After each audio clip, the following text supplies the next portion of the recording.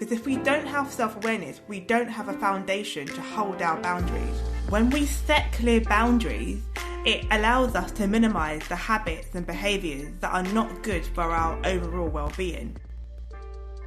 Hello, I'm Lavene and welcome to the very first episode of The Point of Power, the podcast that explores the life-defining moments that help my guests reach their personal point of power.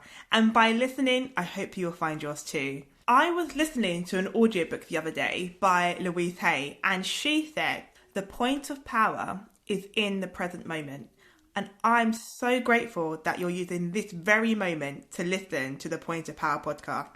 I want to use this first episode to talk about boundaries, what they are, why do we need them, and how do we set them. And one of my goals this year is to be more disciplined. But I realised that I couldn't have discipline without having boundaries.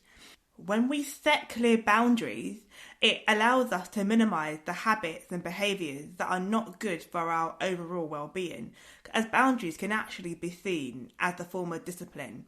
Now, I tend to split boundaries into two categories: internal boundaries and external.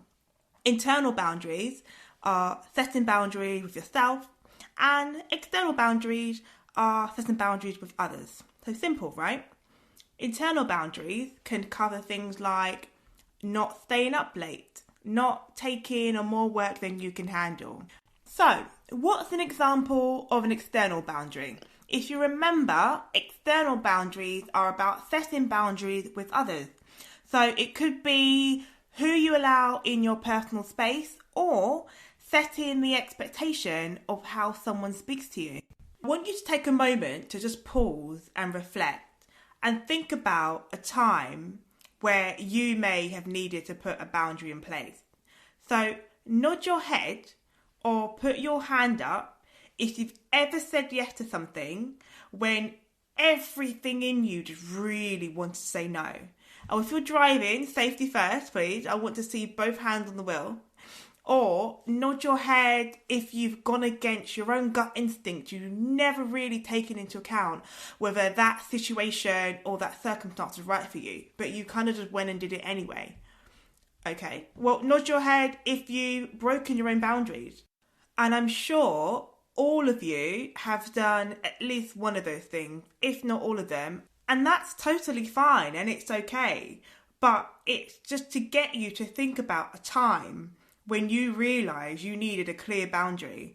Think about what the situation was and how it made you feel, and what level of self-awareness did you gain from not setting that boundary. So Lauren, I hear you say, how do we know when we need to set a boundary in place? So usually when we make a mistake of not setting one in the first place is when we realise how badly it's needed. And this is step one. This is where your level of self-awareness will kick in. Because if we don't have self-awareness, we don't have a foundation to hold our boundaries. Because at the end of the day, the kindest and sweetest person will become a bully if we let them. So there are consequences if we don't have our boundaries in place. You may feel resentful, you may feel anger, frustrations, you may even have physical problems like problems sleeping, headaches, you may even just avoid people altogether. You know, if we want to have a happy and healthy life, those consequences aren't really what is best for our overall well-being. So once we've gained a level of awareness on our boundary, step two is to clarify and make an agreement. Get clear with yourself about the things you will and won't allow by having an agreement with yourself. So you need to actually maybe even write it down, figure out a way of how you are going to honour yourself and make that agreement. Because at the end of the day, you've now gained the awareness and you now have to gain the clarity and make that clear with yourself. Step 3, we want to express and explain. You need to be able to understand it yourself and gain clarity from that and be confident as to why you're setting that boundary. Because it isn't black and white. You can't say to someone, this is my boundary, deal with it. It doesn't quite work like that. So you need to be able to have the ability to communicate with others about your boundary. And oftentimes, unfortunately, sometimes we just don't get taught how to clearly communicate our needs and our wants and our boundaries. So for me, I've had to put all my mobile phone and my Mac on Do Not Disturb to get this podcast episode recorded. And that is the boundary that I've put in place to make sure that I stay consistent in the things that I want to do. So I had an awareness that a boundary needed to be put in place because I need to get some work done. And it's a case of me saying, hey, I'm really busy right now and I need time for myself. So please contact me between these hours unless it's an emergency. So the agreement I made with myself was that I'm going to give myself some alone time.